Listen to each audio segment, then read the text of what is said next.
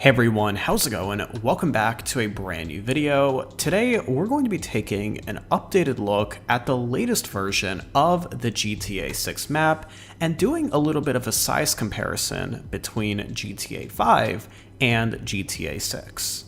Now, members of the community have been mapping out GTA 6 for a while now, and at this point we have a very good idea of what the GTA 6 map is going to look like, and in this video we're going to be taking a little bit of a tour around it, taking a look at some of the cool parts that are new and we haven't seen before, and most importantly giving you an update of what are the latest updates to the map and what we can expect out of GTA 6 when it releases.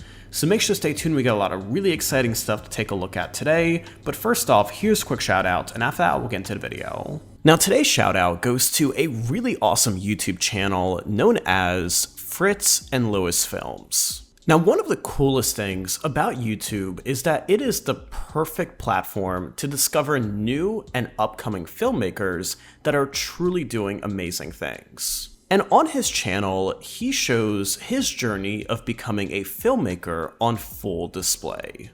Everything ranging from teasers, trailers, and even short films, you can find all of that on his channel. One of my favorite videos that he published recently is a really awesome interrogation thriller short film. It's really well done and keeps you on the edge of your seat the entire time. So whether you're into filmmaking yourself, or you just like a good short film here and there, I recommend clicking the first link in the description down below to subscribe to Fritz and Lewis Films on YouTube. They upload new videos every couple of weeks, and every single video is super high quality and the production value is incredible. So click the link at the top of the video description down below to subscribe to Fritz and Lewis Films on YouTube today.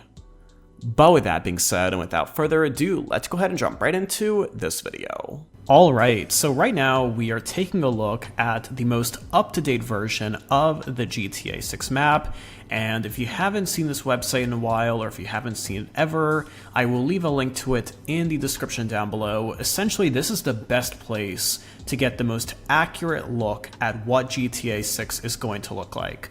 Now, as you can see, there's still a lot of open area around the map. Things are starting to fill in ever so slowly. We have some mountains up here, a forest. Some of the water areas have been expanded a little bit. We have a new bridge that's been added here. So things are starting to be updated. However, the reason why a lot of it is empty is this is not an official map. This is being created by the community. It is a community-driven effort, and essentially, it is mapping out GTA 6 based on the trailers we see, leaks, rumors, insider sources, all of that good stuff. So after trailer 2, likely later this year, this map is going to get a massive update with a ton of new additions as we see more of the map officially from Rockstar Games. But at the moment, this is what we have so far. So if we zoom out for a second, we can see that this map is absolutely massive, and the reason for that is this is actually the first GTA game that will be based on an entire state rather than an individual city. If we take a look at GTA 5, GTA 4, and all of the other GTA games so far, they have been based on one individual city. GTA 6, on the other hand, is going to be based, as you can see here, on the state of Leonida, which is basically the state of Florida in real life. And if you pull up a satellite view of Florida and you zoom out like this, it essentially looks exactly the same as what we see here. You can see the panhandle up here, you have the Florida Keys down here, which I'm so glad Rockstar is recreating, and of course you have Miami down here, which is Vice City. So Rockstar Games is essentially recreating the entire state of Florida rather than just the city of Vice City, as we've seen before in other GTA games. Now, to give you a little bit of a size comparison, this website has a pretty cool feature where you can just overlay the GTA 5 map. And as you can see, the GTA 5 map is about half of the size compared to GTA 6. However, in my opinion, it's going to feel way bigger than twice the size. And the reason for that is, as we know, a lot of this northern area in the GTA 5 map is not really being utilized. In fact, Rockstar Games wanted to launch GTA 5 with just Los Santos down here, but they ended up building out Blaine County and all of this area up here, and then they just added it into the game. It's not really an afterthought per se, but it wasn't really part of the original concepts. Now, GTA 6, on the other hand, is going to have multiple cities that are spread out around the map. So a few of the cities that we know of so far, obviously Vice City is the biggest one. That is based on Miami, Florida. As you can see, this area is pretty built out, and the main reason for that is this was heavily shown in trailer 1, which gave us a ton of information about the map and the different buildings around it. So you can see that there's a lot of different islands. Everything is much more packed and close together compared to GTA 5, which is, in my opinion, going to make the game a lot more fun to play, and it's also going to make it seem a lot bigger because everything is so condensed. But we have Vice City over here, which is great. We have the airport. We have a few other smaller buildings that have been added, including, this is new, a sewage treatment plant, which is pretty cool. However, over here on the west side, we have a town called Port Gellhorn, and this is still being built out. There's not that much known about this town, but it was shown a little bit in trailer 1 towards the end. This is allegedly going to have an airfield and also a raceway, which I'm so excited for. We haven't had a proper racetrack on a GTA map, so I am anticipating this is going to be a very popular location for just hanging out in online. So that's the second city. As you can see, still being built out. This bridge was added here recently that's going to cross over the water. There's a port here, and I'm sure some stuff is going to be happening on these islands, but that hasn't really been revealed yet so far. If we go back down south, we have a small town called Homestead. This hasn't really been updated. We don't know much about it. It was shown in some of the leaks that were pretty early on. So we do know that there will be something here, but it seems like it's just going to be a smaller town. It is possible it could be expanded, but that's another town called Homestead, allegedly. And then we have this kind of wetlands area down here.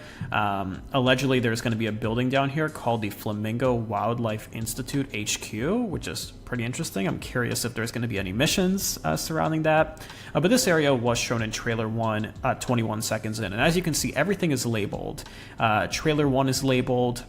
These leaks, the dates are labeled, so you can kind of go throughout the map and really see where everything came from.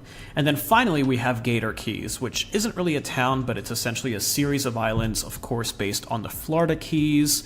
This is going to be really cool because you're going to be able to get on a highway from Vice City or down here from Homestead and essentially have a massive long drive, one lane each way, all the way down through the Gator Keys. We don't know much about what's going to be on these islands. As you can see, most of them are pretty empty. We do know that there's likely going to be a blimp at one of them. This one down here is going to have a naval air station, which I did double check online is actually a thing in real life. There is in fact a naval air base at the end of the Florida Keys. So I can imagine that there's definitely going to be a mission or two that take place there. And then there's a few other islands, but we don't really know what's going to be happening with those at the moment. They are currently blank. And that is pretty much it. So those are really the only towns that we know of so far. If I had to guess, there should be another town somewhere towards Lake Leonida. That's probably going to be based on Orlando, Florida, which is kind of towards the center, a little bit towards the northern part of Florida. So I do expect the city here. I do expect something around here, around this water area. We're going to have to wait and see. I am anticipating Homestead is going to be expanded a little bit because it is very, very tiny right now, especially compared to the other areas around the map. And then I do expect at least something to be happening up here.